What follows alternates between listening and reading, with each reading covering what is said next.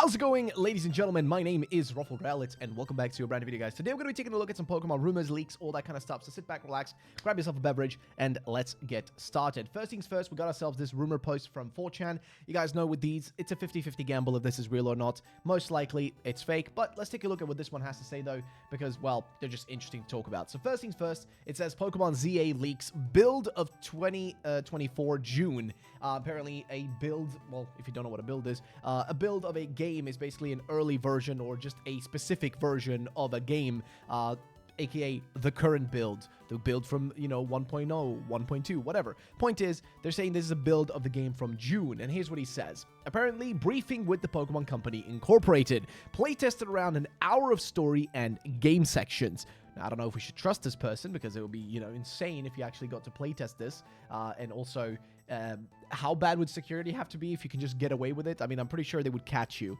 but when I say by catch you, I mean, like, after you spread this out there, they'd be able to just track down, like, hey, who did we have in testing again? Oh, we had these people, and which one of them spoke English fluently? This guy. Okay, cool. Well, let's track him down. I get it, it's a little bit like, I'm simplifying a very serious thing, but you get what I mean. If this genuinely was a leak, I feel like they would easily find you like this. But either way, he says the game is open map, so that would imply open world, I'm guessing, which means you can just go anywhere, do anything at any order.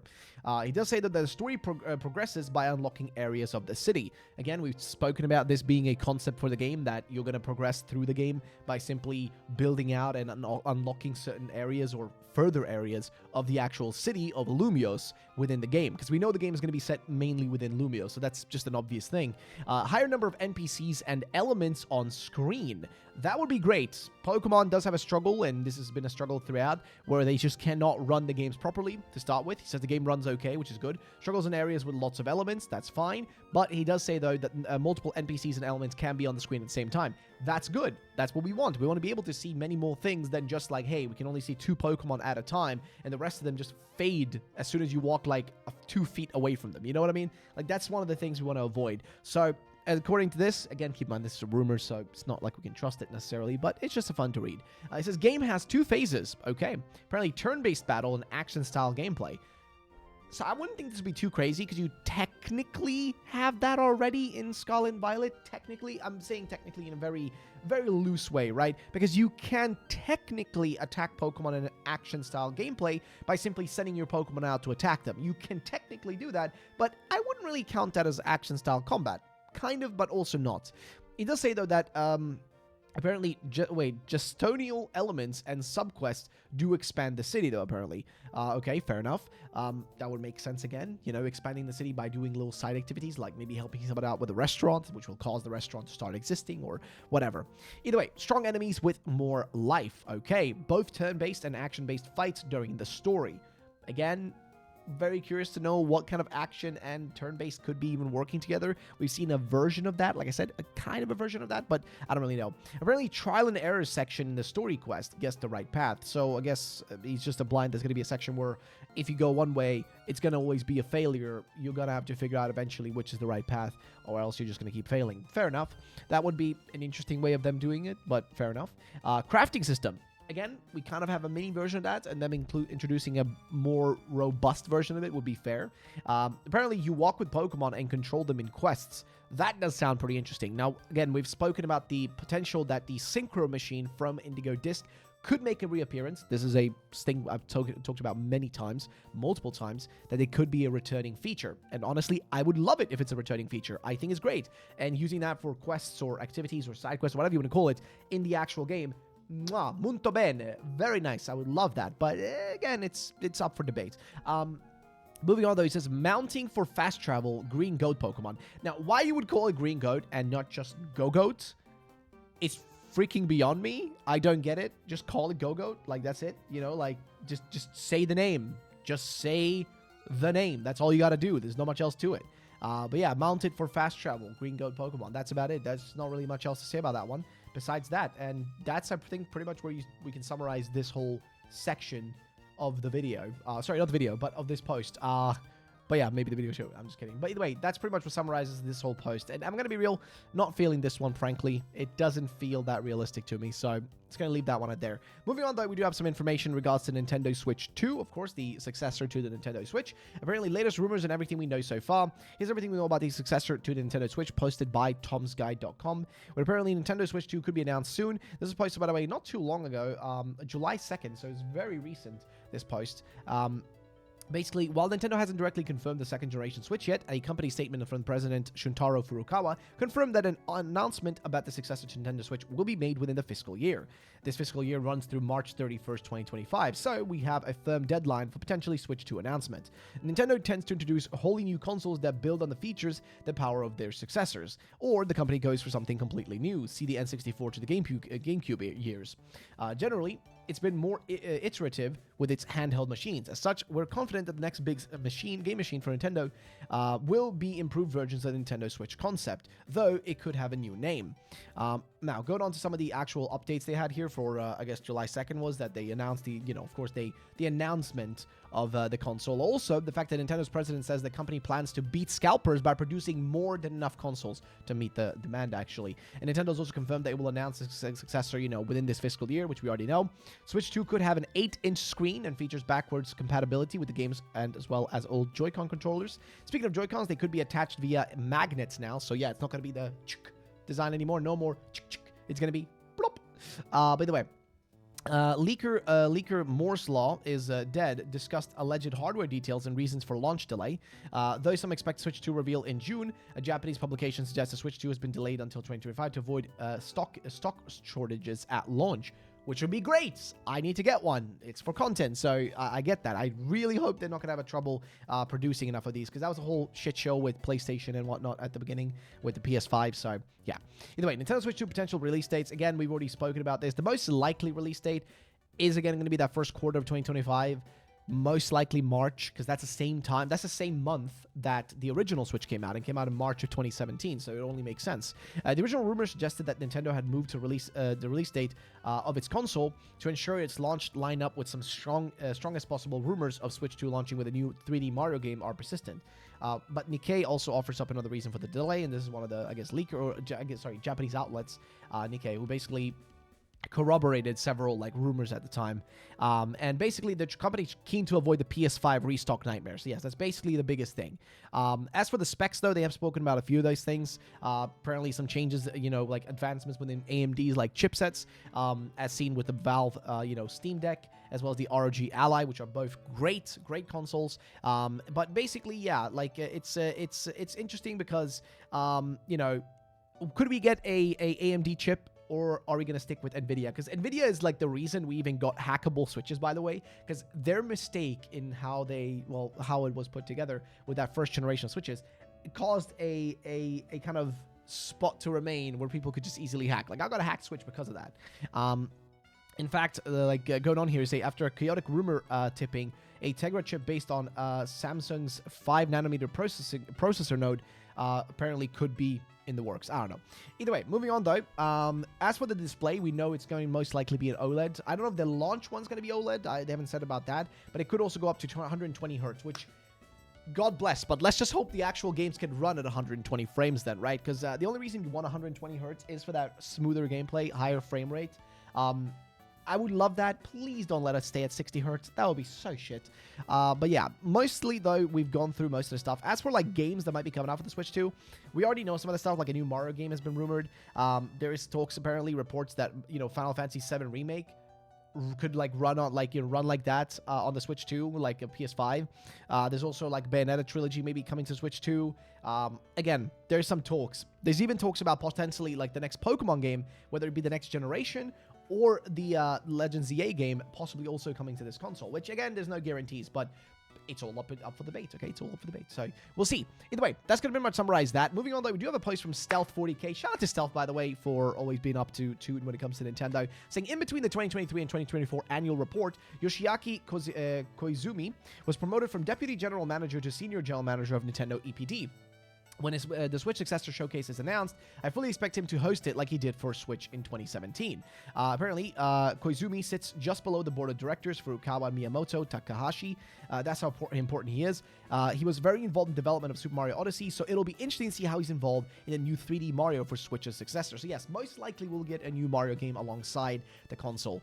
Moving on though, we have some official Pokemon news, guys. Go and get yourself the Mighty Pikachu 7-star raid. Yes, there is a 7-star Terror raid for Pokemon, for specifically Pikachu right now. You guys can get your hands on. And this fella is going to be going from the 12th of July, so it's already been out now for 3 days, until the 25th. So go get it. It's got the moves Thunder, Surf, Play Rough, Iron Tail, and Rain Dance. This is a Water Terror type Pikachu, of course, making a joke about the whole surfing Pikachu from back in, like, what, Pokemon Yellow.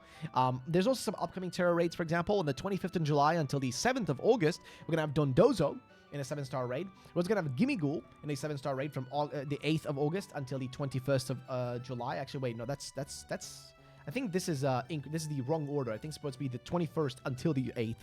It's a bit in the wrong order, but doesn't matter. And then we also have the 22nd of August until the 31st of August, Dragonite as well. So, pretty much, you got a lot of raids coming up. Again, Dondozo, Gimmighoul, and also Dragonite. And right now, Pikachu, go get your hands on them while you can. The current event, actually, that's going on, and also, by the way, shout out to PokeOS, best Pokemon website on the internet. If you want to get any information, news, all that kind of stuff, please go and check them out. But basically, they made a post about, I think in particular here, this mass outbreak event that's taking place. You guys have probably seen the mass outbreak event. It's basically like going to be ending in the next 10 days, so definitely go do it right now while you can. There are basically a higher chance of getting Pichu, Pikachu, Mimikyu, Raichu, and Alolan Raichu. All of them are possibly, you know, gonna be higher rates of shinies in outbreaks all around Paldea, Kitakami, and the Blueberry Academy. So go do those while you can. Now let's move on to some more leak-related stuff. So, this is coming to us from Riddler Khu. Again, this person is somebody that you guys may know about, may not know about. If you don't know him, he's basically a leaker individual who's leaked stuff in the past, but he likes to do riddles when he leaks stuff. Unfortunately, he has been right very many times in the past, but he has had a few slip-ups and a few times where he's been incorrect. And most recently, he hasn't really had a lot of information, and so people don't really trust his words as much. But what he's saying here, though, is the following. Kindly reminder, we still got nothing from Ikaku by far. Or so far, I think is what he's trying to say. Ikaku, by the way, if you're wondering what he means by Ikaku, Ikaku is just a code name for Pokemon Legends ZA. Like, we know this for a fact that it's the actual code name. It was already found through data mines of, like, the website. So we know for a fact Ikaku is the code name of Pokemon Legends ZA. But what he's saying here is that we have got nothing so far. He says, you could compare this with the Hayabusa situation. Now, Hayabusa, I could be crazy here, but I think that might be Sun and Moon. I could be wrong. Let me just look it up real quick. Pokemon Hayabusa. I could be wrong here, but I think that was a code name for something else. Again, I'm not totally certain.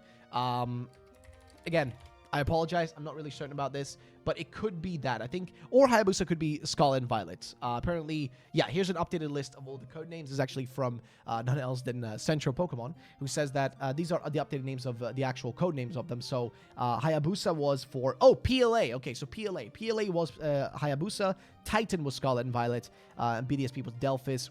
Rigel for, Sword and Shield, I guess, expansion pass, Orion for Sword and Shield, Beluga for Let's Go Pikachu Eevee, Momiji for Ultra and Moon, Niji for Sun and Moon, Sango for Oras, and Kujira and Swan for Black and White 2 and X and Y. So he says here that basically the situation, for Legends Arceus, he said you can compare it with the Legends Arceus situation. Back when we had already known all the Pokemon and hatched our riddles. So he's talking about the period of time where, like, basically for Legends Arceus, we kind of already had a bunch of riddles out. He's saying that it's, like, similar to that, which is weird, which also means that Ikaku will not come out early next year. So he's saying that we're not going to get the game early, but what is early? January, February, March? Later? Like, what would be you imply as early? Moving on, some people say, when will we get info? He says, better check it out during World Championship, but not guaranteed.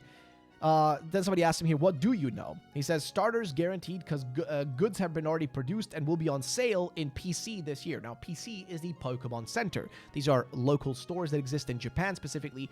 There are a few of them around the world as well, but basically PC is the Pokemon Center stores, official Pokemon branded stores around Japan where you can buy Pokemon products. And usually when there's a new game coming out, they have merchandise that kind of coincides with that game, even before the actual announcements and everything is out already. So what he's saying here is that starters are guaranteed basically to be revealed this year, because they're going to be putting a bunch of the starter Pokemon on sale in the Pokemon centers this year already.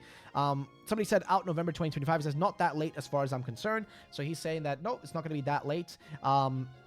There's some people have like other statements, like Jay wants to battle in Jan, saying pretty much what I was saying a couple days earlier. I really don't understand why they're going to let their marketing go to shit without a main line this year. Look at what's going on with Pokemon Works that you know of Khu. I don't think Khu ever actually answered to this, but somebody did say, though, it's most likely just a support studio for Game Freak, so it could be the Pokemon Works is just a support studio. We initially thought it was going to be mainly like, you know, a whole new studio to work on a new game. It still could be. We just have to wait and see what happens. But again, this is Riddler Khu, so there's no guarantees he's correct here. It always is possible. It could be, you know, iffy, but just leave it at that and let's move on to the next thing, which is going to be actually this post right here, which is originally by none else than Farori GBA. So they posted a post and said, me and Wobu were looking at some Ruby and Sapphire files, and we found the following names, translated as Indigo version and Crimson version. They're apparently earlier names for Sapphire and Ruby. Now, they've actually been going through and data mining some of these files, and I think this is part of a massive leak that happened, Nintendo leak. If you guys don't know this, was a huge leak that happened back in the day, a few years ago, where a bunch of Nintendo servers were hacked into and a bunch of files were stolen and then spread onto the internet, like massive mega files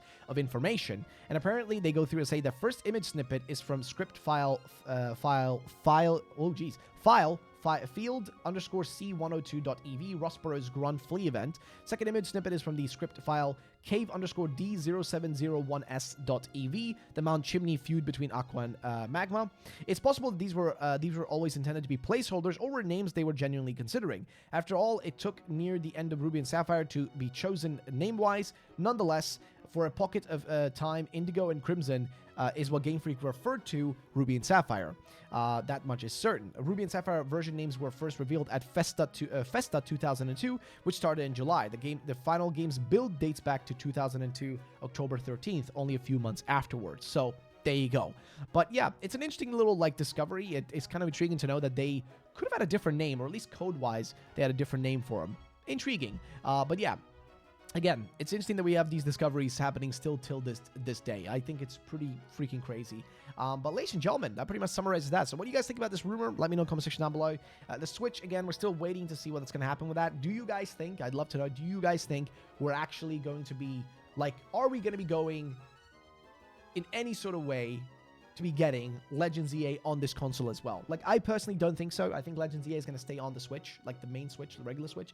But there's always a chance, and I don't want to discount the possibility of it just because I'm not a believer, right? Like, I think there's always a chance it could still happen. So that's why I'm curious what you guys think about it. Of course, also, I'd love to know if you guys are checking out the events. Are you still playing Scarlet and Violet? Let me know in the comment section down below about that. And yeah, what do you think about Khu? Do you think he's right? Are we going to be not getting really anything from Ikaku, or in this case, Legends ZA this year? And will we get the starters revealed like he said? Let me know. And finally, guys, what are your thoughts about the data mine information about Ruby and Sapphire? Let me know in the comment section. That's going to be it for today. If you guys did enjoy it, drop a like down below. Make sure to subscribe, and I will be seeing you all in the next video. Peace out, and bye-bye.